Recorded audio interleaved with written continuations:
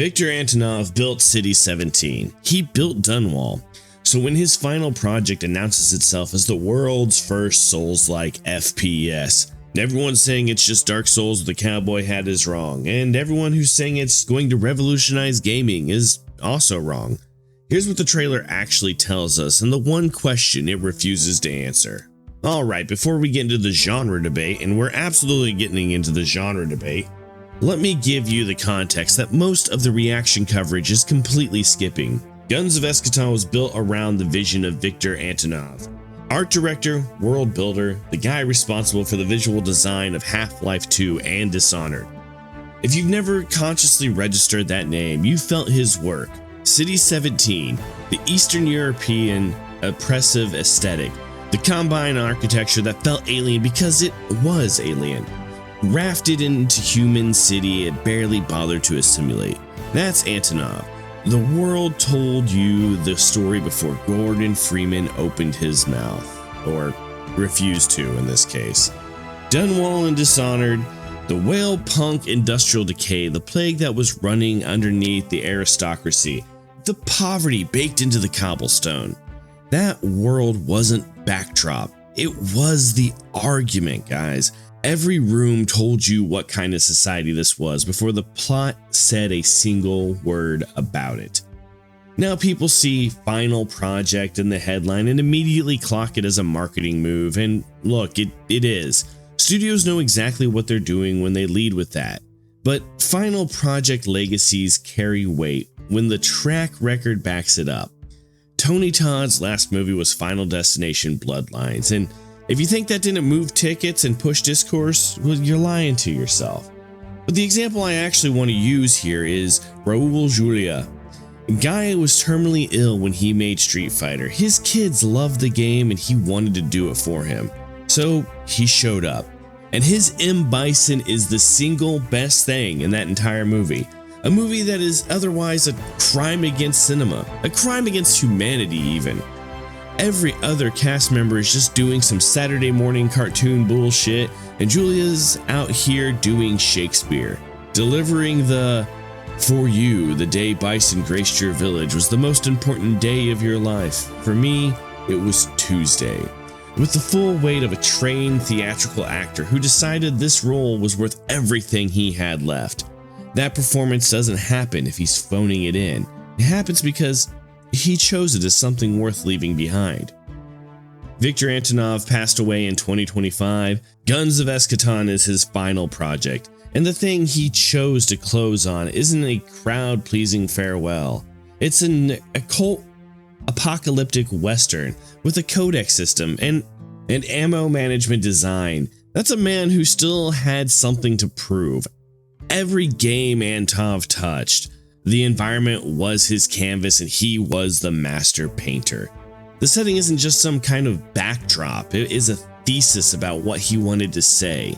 So the question with this game stops being, does this look cool? And starts being, what is the world trying to say?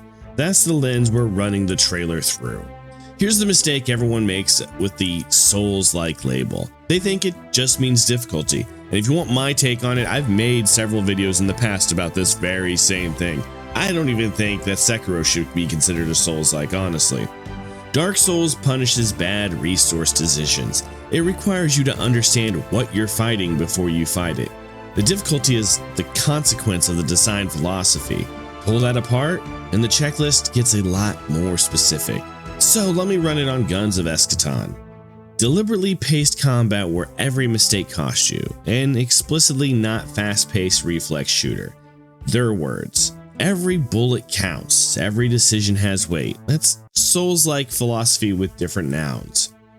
Parry system with timing windows, dodge and dash with punishment for mistiming, build crafting through armor, talismans, consumables, active and passive abilities, an enemy codex system that requires you to study enemies and identify weaknesses before you can exploit them effectively. Now hold on a second, that last one, study enemies to discover exploitable weakness, is the entire Dark Souls design loop compressed into one sentence. Read the room, fight the enemy in it. There are design decisions specific enough that you can't fake them in a press release and expect nobody to notice when the game ships. The ammo management angle is the one I find most interesting. Count your bullets is Souls-like resource management translated into firearms. It's literally the original spell management system where you had only so many spells before you ran out. The scarcity, the consequences of bad decisions, and the pressure of finite resources, Estus flasks or a 12-gauge shotgun shell. The design philosophy is identical. The nouns changed, but that's about it. The just a cowboy hat crowd is reading the aesthetic and stopping there. The mechanics say otherwise. But here's the question the trailer flat out refuses to answer. The studio-sized skeptics have a point. The no release window crowd has a point. Those conversations are valid, but they're surface level. The actual problem runs deeper than both of them, straight into the mechanical core of whether this genre mashup can function at all. And I haven't seen a single take address it. Souls-like combat is built on animation reading. The entire combat vocabulary, when to dodge, when to parry, when to attack. It's built on reading body language at a third-person distance. You see the wind-up, you see the follow-through, you have peripheral spatial awareness of your own character and the enemy simultaneously. First person removes most of that. Here's the historical footnote that makes the whole conversation more interesting. Kingsfield, FromSoft, 1994. First-person dungeon crawler, slow, deliberate, punishing.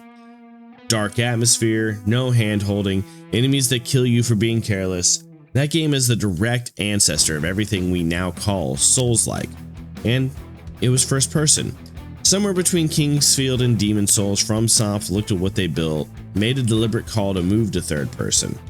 That's the studio that invented this genre, deciding first person wasn't the right vehicle for what combat demanded in this particular game genre.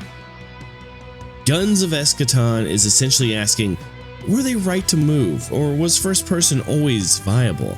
And nobody's built the version that proves it yet, because the problem is still real. It's first person. The enemy takes up significantly more of your screen. Your own character's body language is invisible to you. The parry window, the thing every Souls-like encounter lives on or dies on, becomes dramatically harder to time because the spatial reference points you've been trained for are all gone. Games like Superhot and Severed Steel solve first-person action combat, but they do it more by building entirely new rhythms for the perspective.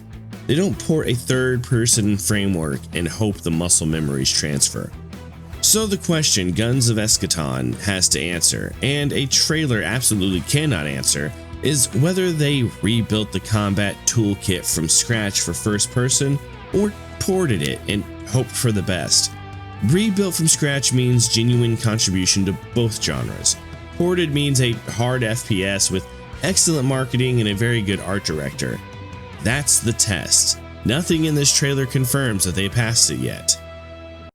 The skeptics have earned their eye rolls. The Souls-like label has been stretched over everything with a dodge roll and stamina bar for a decade now. A brand new IP from an unknown studio with zero release window announces itself as the world's first Souls-like FPS, and the cynicism is a rational response to 10 years of pattern recognition. And the no release window situation matters. An announcement hype has a ceiling, and build it this high on a game that doesn't solve the first person combat problem, and the drop is proportional. However, the Antonov pedigree is too real to dismiss. Calling this a cash grab on the Souls-like brand the same way you'd call any dodge roll indie a cash grab, that's the wrong read. Both extremes miss the actual story here. The story is whether a genuinely credentialed team solved a problem that FromSoft themselves walked away from in 1994. Calibrating, not panicking, those are different things. So where do I land? The marketing team is underselling Antonov. His entire career was proof that environment is design and not decoration or atmosphere, but design. If that thinking is actually embedded in Eschaton, every corner of the occult Wild West will be doing argumentative work. every destroyed building, every door frame. I'm treating that seriously until I'm proven otherwise. Codex systems, talisman, ammo management treated as a design philosophy. You don't put these in the press release unless you've built them. Specific details like this don't come out from people who are just trying to push a product normally. But World's First Souls-like FPS is a title you earn when someone finishes the game and tells you it's true. The trailer doesn't get to decide that. From Software started in first person and consciously walked away from it. Whether Guns of Eschaton has an answer to that question, we'll find out when the gameplay drops. Right now I'm optimistic and skeptic, and that's my position. Neither side has had it right from the jump. And if you think there's already an FPS that solved the first person action combat in a way that transfers to Souls-like design, drop it in the comments. I'm genuinely curious and I'll be wrong happily. Don't forget to like and subscribe if you want to see more stuff like this. And like always, guys, be good to each other. We'll see you in the next video. Peace.